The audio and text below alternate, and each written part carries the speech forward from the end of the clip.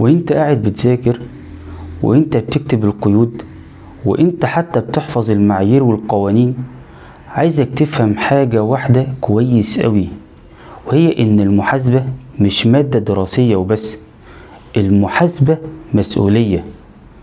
انت يمكن دلوقتي تكون شايفها ارقام على ورق، بس الارقام دي بكرة هتبقى فلوس ناس، حقوق موظفين، مستقبل شركات، واحيانا مصير بيوت كاملة.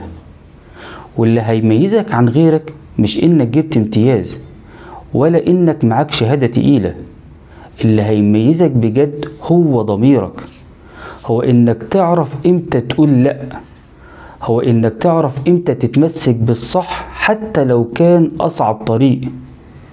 يعني من دلوقتي وانت طالب، كل قيد بتكتبه وكل رقم بتسجله اعتبره امانة في ايدك، مش مجرد واجب ولا امتحان هيعدي.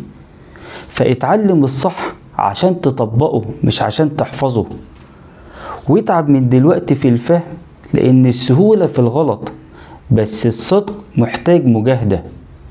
وخلي ضميرك هو مرجعك الاول، وخلي نيتك ان شغلك يكون حلال حتى لو النجاح كان في طريق تاني اقصر. خليك دايما فاكر ان المستقبل لسه قدامك، بس القرارات اللي بتاخدها دلوقتي هي اللي هتحدد انت هتبقى مين بعد كده.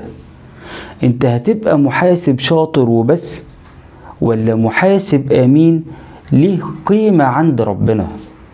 وافتكر دايما ان المحاسبة مش مجرد دراسة، المحاسبة رسالة وامانة.